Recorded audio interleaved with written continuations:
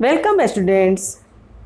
आज हम लोग पढ़ने वाले हैं एक बहुत ही सुंदर और भावपूर्ण कविता जिसका नाम है मेरी अभिलाषा।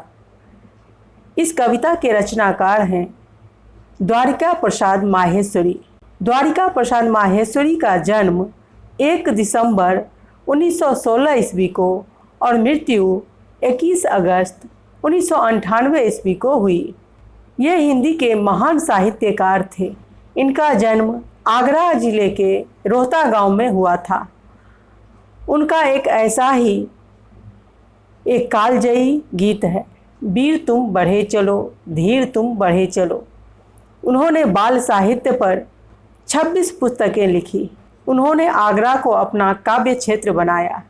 केंद्रीय हिंदी संस्थान को वह एक तीर्थ स्थल मानते थे। इसमें प्रायः भारतीय और विदेशी हिंदी छात्रों को हिंदी भाषा और साहित्य का ज्ञान दिलाने में माहेश्वरी जी का योगदान हमेशा याद किया जाएगा।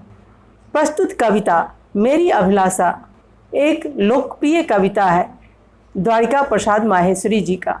तो आइए इस सुंदर कविता का आनंद लेते हैं और इस कविता से बहुत कुछ सीखने का प्रयास करते हैं।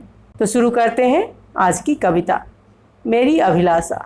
इस वीडियो को अंत तक देखें और लाइक करना ना भूलें। नए हैं तो इस चैनल को सब्सक्राइब कर दें और बेल आइकन को प्रेस करें ताकि सभी वीडियोज़ की नोटिफिकेशन आप तक सबसे पहले पहुंचे।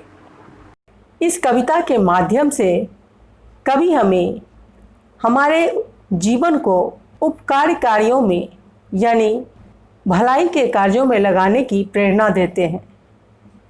कवि कहते हैं कि हमें फूलों से सीख लेनी चाहिए, किस प्रकार फूल का सारा जीवन दूसरों के लिए समर्पित होता है, उसी प्रकार हमें भी अपने जीवन को परोपकार के लिए, दूसरों की भलाई के लिए अर्पित करना चाहिए। कवि कहते हैं सूरज सा दमकूं मैं, चंदा सा चमकूं मैं, झलमल झलमल उज्ज्वल तारों सा दमकूं मैं, मेरी अभिलाषा है।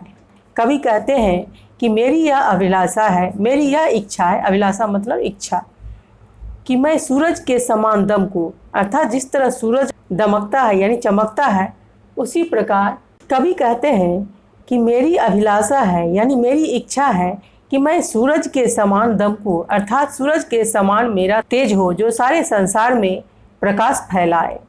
चंदा के समान मैं चमकूं, जिस तरह चांद अपनी शीतलता से सारे जग को ठंडक प्रदान करता है, उसी तरह मैं भी आसमान में चमकूं। झलमल झलमल उज्ज्वल उज्ज्वल, और जिस तरह से चंदा झलमल झलमल उज्ज्वल उज्ज्वल आसमान में चमकता है, उसी तरह से मैं भी चमकूं।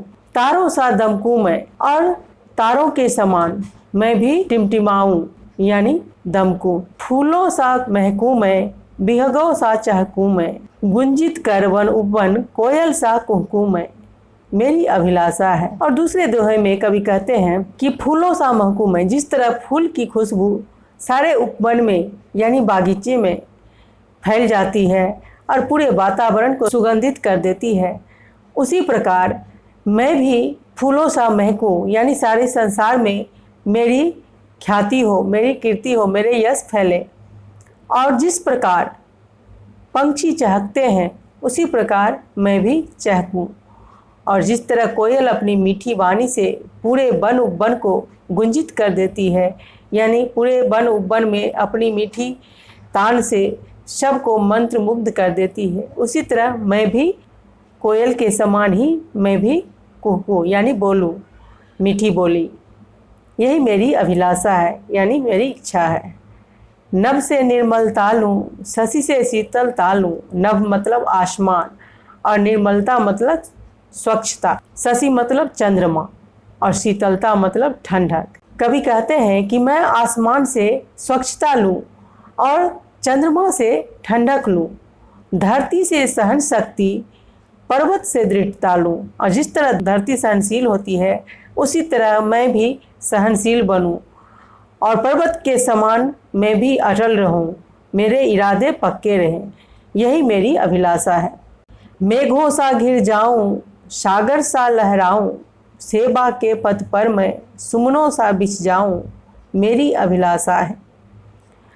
और कवि कहते हैं कि जिस तरह बादल घिर जाते हैं उसी तरह मैं भी पूरे विश्व पर छा जाऊं और सागर की तरंगों की तरह मैं भी लहराऊं और परोपकार के पथ पर, सेवा के पथ पर, पथ मतलब रास्ते पर, परोपकार के पथ पर मैं फूलों के समान सुमनों सा बिछ जाऊं, यानी फूलों के समान बिछ जाऊं, यही मेरी अभिलाषा है।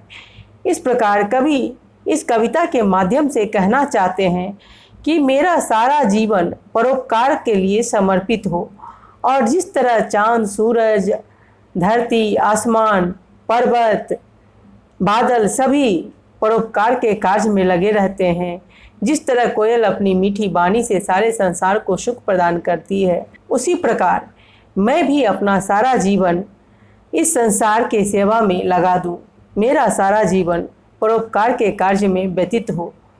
और इस प्रकार कवि हमें इस कविता के माध्यम से परोपकार में अपने जीवन को समर्पित करने का सीख देते हैं कि हमें भी अपने जीवन का सदुपयोग करना चाहिए और अपने जीवन को परोपकार के कार्य में, मानव समाज की भलाई में लगा देना चाहिए।